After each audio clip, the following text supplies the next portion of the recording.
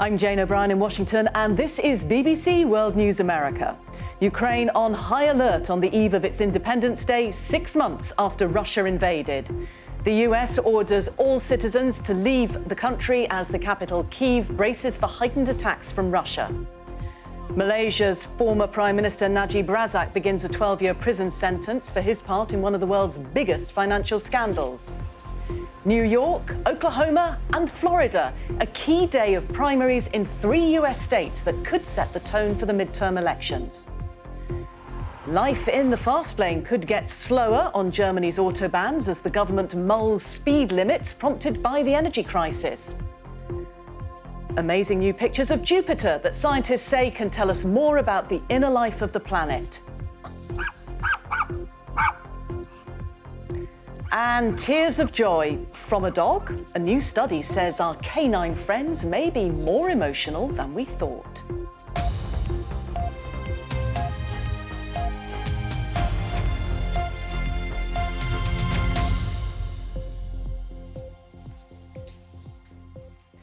Welcome to World News America on PBS and around the globe.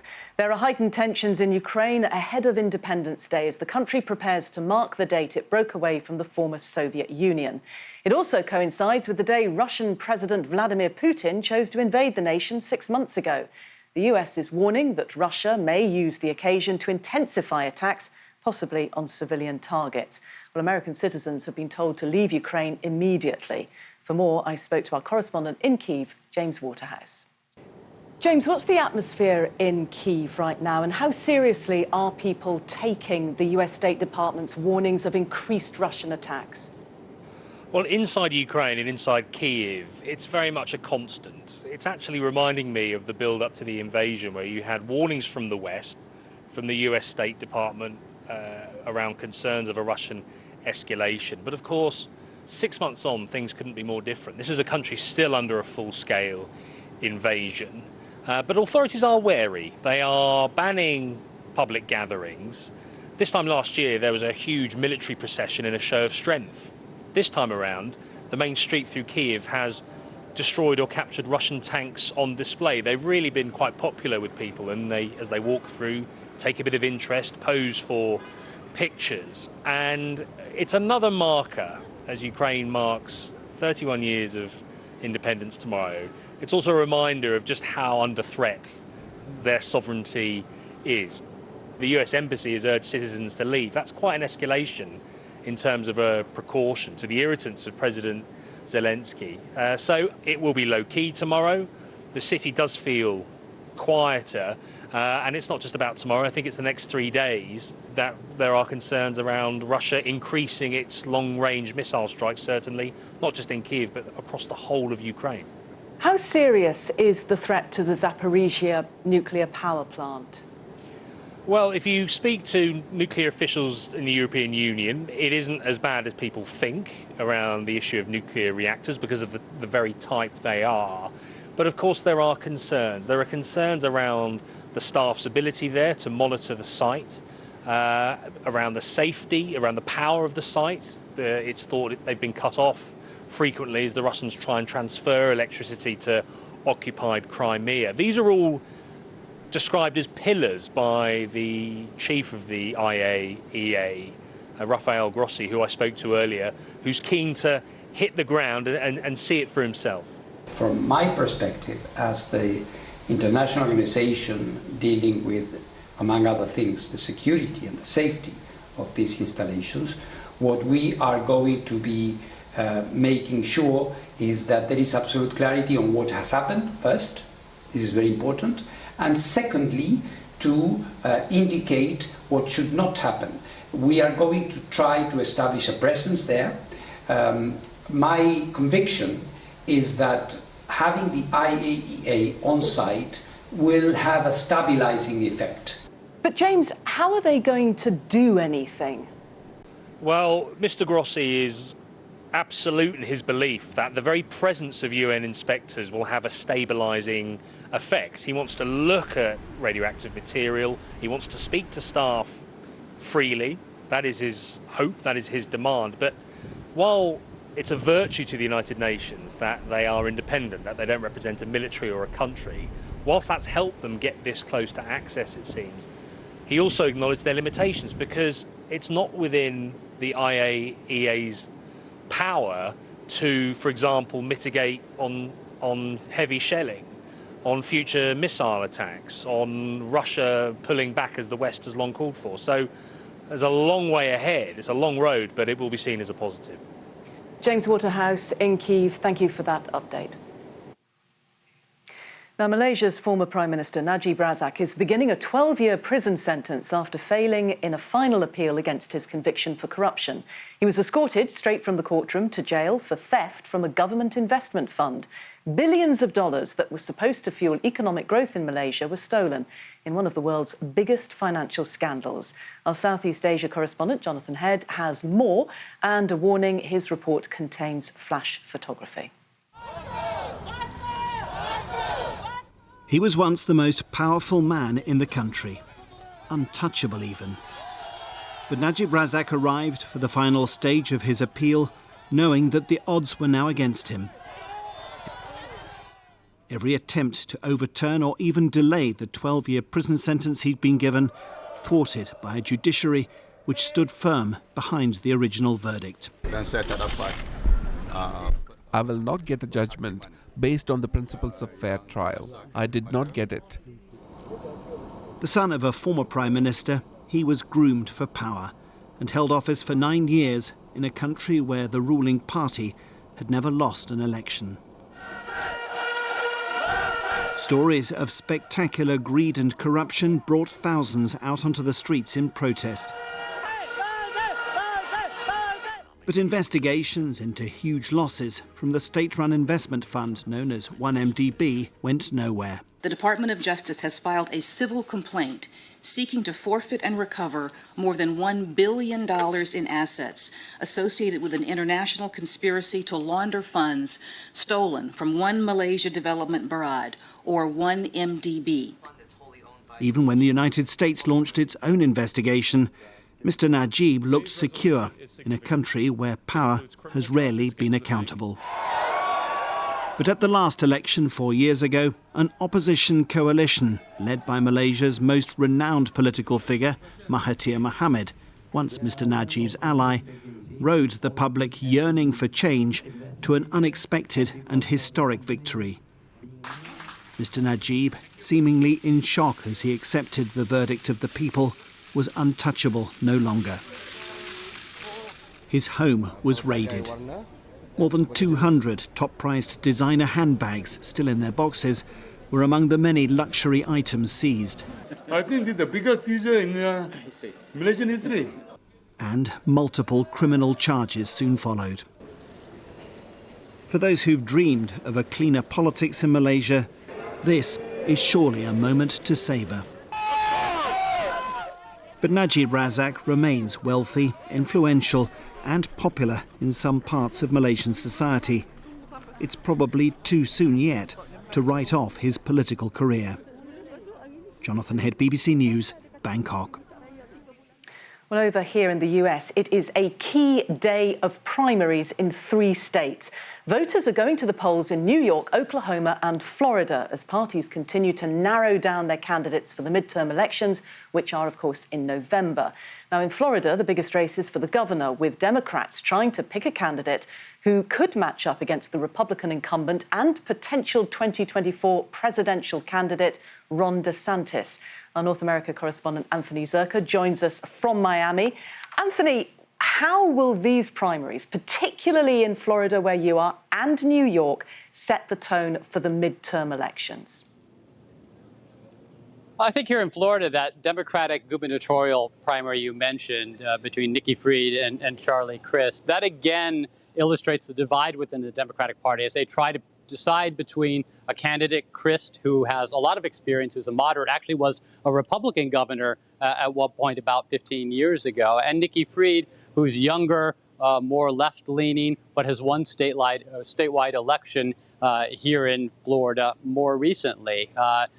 Crist is leading. We'll see if he can hold on to that lead. It could be another indication that when it comes to picking a Democratic nominee, Democrats tend to go with what they see as a safer pick because they want to try to knock off an unpopular incumbent, as they did with Donald Trump in 2020. Now they're trying to do it with Ron DeSantis here in Florida in the governorship. New York's also interesting. There's a race pitting two Democratic incumbents against each other. We have several races that show, once again, the divide between moderates and progressives. And there's also a special election there between Mark Molinari, a Republican, and Matt Ryan, a Democrat, in a seat that Joe Biden won by just 2 percentage points. And the winner of that will only be in Congress for a couple of months before they hold another election. But the winner of that could set the stage, telling us who has the upper hand going into the midterm elections. Now, I think I'm right, Anthony, in thinking that the polls show that the Republican is actually in a significant lead. If that is maintained, does that mean that the Republicans more broadly are on course for their red wave come the midterms, or is it just too early to tell? It's probably too early to tell, and also because this is a special election, it's difficult to extrapolate too much from it. However, there's a psychological edge from a victory one way or the other. Democrats have been feeling somewhat more optimistic recently, thinking that issues like abortion and lowering inflation and the legislative packages on the environment that Joe Biden and the Democrats just passed, that this has given them a little wind in their sails. And if they win in that special election, they can say, here, look, now we've actually seen it in practice in an election.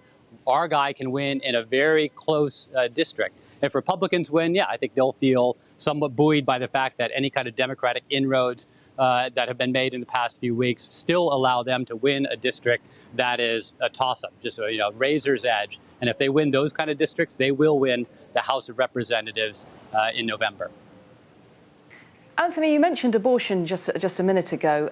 Very briefly, is that a key issue? It's been in the headlines for months, but is it still a key issue for voters?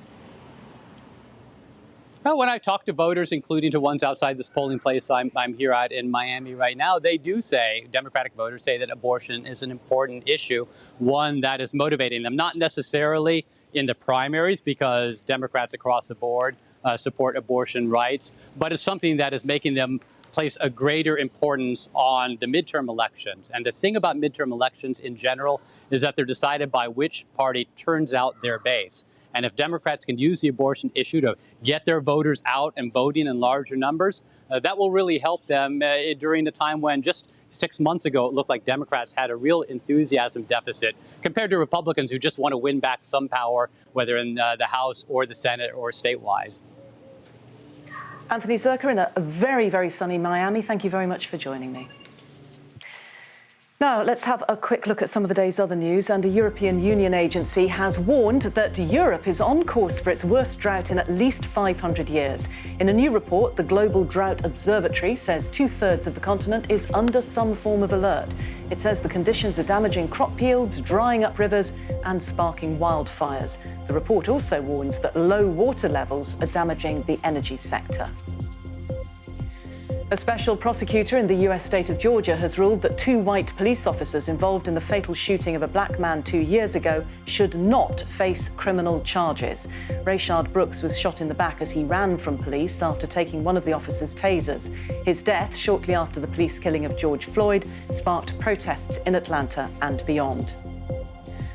Footage has emerged of a 130-foot yacht sinking in waters off the coast of Calabria in the south of Italy.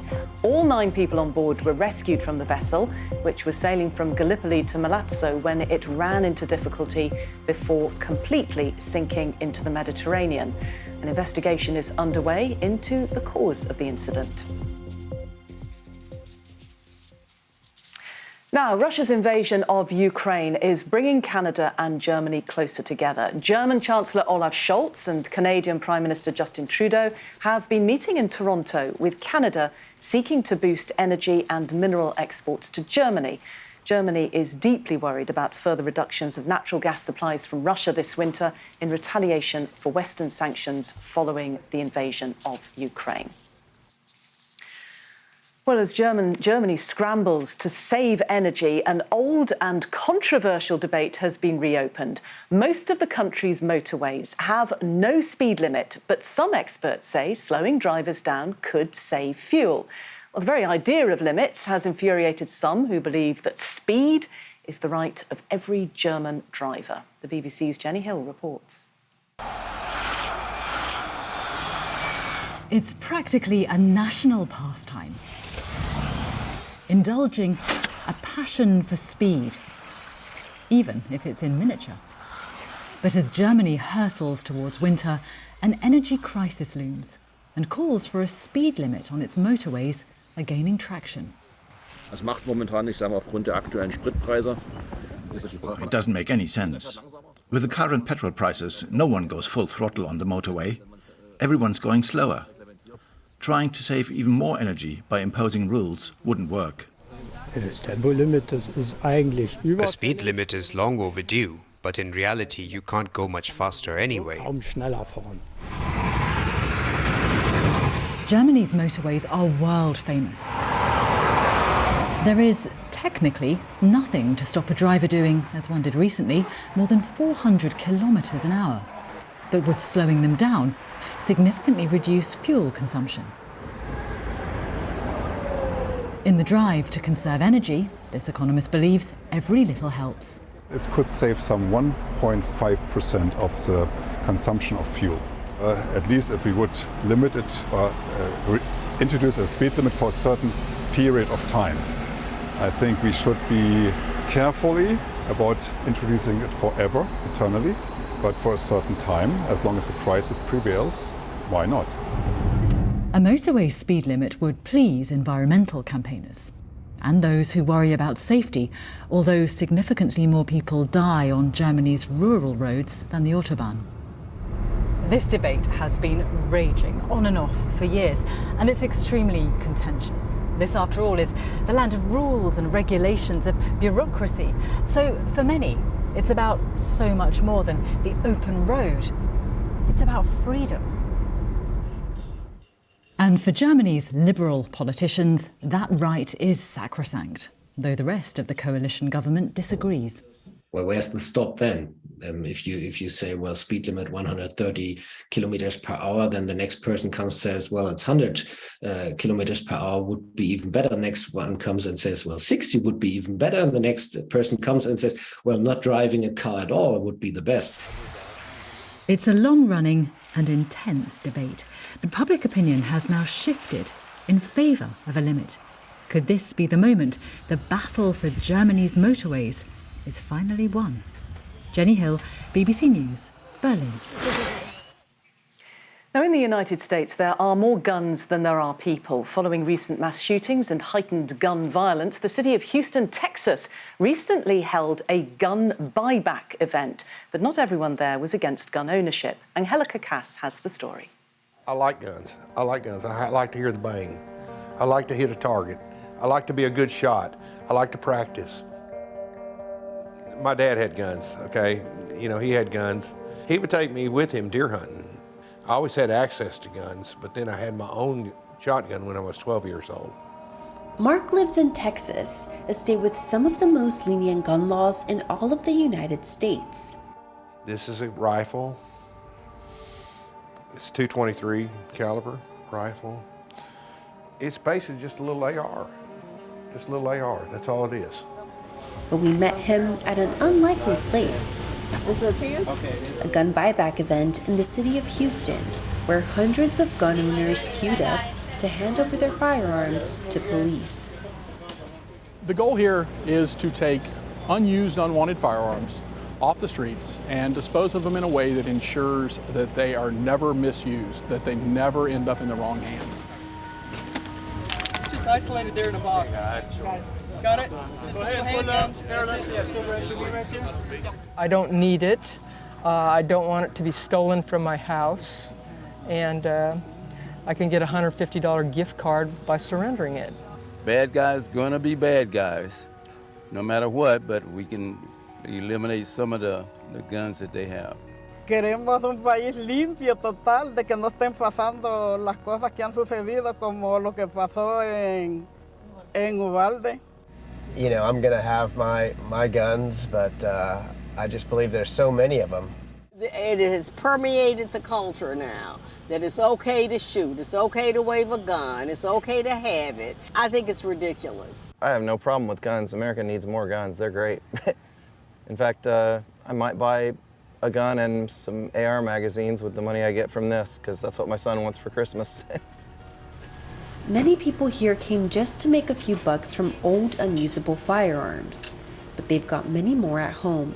I'm teaching little grandson to shoot, and he's got his little Red Ryder BB gun that he operates with, and I've probably got, if I had to guess, maybe 30 guns right now. Guns don't hurt people. It's the people that hurt people, you know. The gun don't have a mind of his own. The hundreds of guns turned in today are just a drop in the bucket. In the United States, there are more guns than there are people. For many gun owners, even those turning guns in, life without a firearm is unimaginable. To me, they represent freedom. Part of being an American is we have rights, and we're not going to let anybody take those. Angelica Casas with that story. Now, NASA has released spectacular new pictures of the solar system's largest planet, Jupiter. They were taken last month by the new super space telescope James Webb. The images show auroras, moons and rings in detail that astronomers have described as incredible. Our science correspondent Helen Briggs reports. Jupiter in a whole new light. The famous Great Red Spot, a storm larger than Earth, visible as a radiant white dot. Glowing light shows or auroras dancing at the poles. Faint rings and two of the planet's many moons standing out against a backdrop of glittering galaxies. Scientists say these stunning new images, artificially coloured to make the features stand out, are better than they could ever have hoped for. These images are so much more than just pretty pictures. Yes, they are pretty, aesthetic, glorious, but they're crisp, they're detailed, they're showing parts of Jupiter, of its cloud cover, that we hadn't really appreciated before. This is Jupiter as seen through the Hubble Space Telescope. Hubble's more powerful successor, the James Webb, was launched into orbit in December. And since the summer, it's been sending back extraordinary images of the universe. Over the years to come, the telescope will be peering ever further back in time, transforming our knowledge, both of distant worlds and of planets in our own backyard. Helen Briggs, BBC News. Absolutely stunning. Now, we've all been told that a man's best friend is his dog. Well, now it appears that the feeling might be mutual. Apparently, according to research, dogs can cry tears of joy when they're reunited with their owners. Phil Mackey has more. Buddy, Woody and Mia can't wait for their owners to pick them up. They've been in doggy daycare all day. In Japan, scientists said they found a detectable emotional response when dogs are reunited with their owners. It was only a small study, though, with just 22 dogs, but they said they could detect real tears. Eleanor, who sees these dogs reunited with their owners every day, is sceptical and thinks they might be barking up the wrong tree. I've never seen a dog cry, so I'm not sure about it, but they definitely have emotions, and I see the excitement when their owners come to pick them up, whether that's after 8 hours of being here or 2 weeks. Of course they get excited. There's no doubt dogs do form a very strong emotional tie to people, and there have been plenty of studies to show it. This is Jasper, and he's definitely pleased to see Eleanor. Well, this is Coco, and I've made friends with Coco with a few bribes. Now, obviously she's happy to see me, but I can't see her shedding any tears when I go. The study showed that it wasn't casual acquaintances like me, but only the dog's owners for whom tears would form. Mia's been waiting patiently for Tom to get back, and this is her reaction when he arrives. Well, clearly she obviously feels very happy here, but she desperately misses you, because that was like the most excited she'd been. Yeah, she's She, bless her, every time we come home, usually when I come home from work, she's by the front door, and then she'll be like, "Oh my God, Dad's home," and then run round to the front door and jump up there as well. The study also found that a tearful pet triggers an emotional response in its owner, so puppy dog eyes really do have the effect we've always suspected. Phil Mackey, BBC News, Solihull. Yeah, as a cat lover, I don't believe it either. I'm Jane O'Brien. Thank you for watching BBC World News America.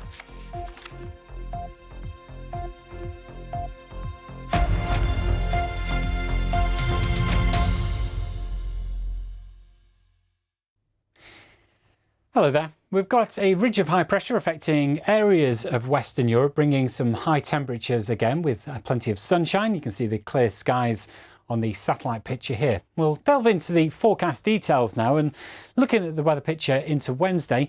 Some high temperatures across France, Belgium, Netherlands, Germany and Denmark. Pretty hot as well for parts of Latvia, Lithuania, Estonia. But we do have some thunderstorms affecting southeastern areas of Europe, and one or two of those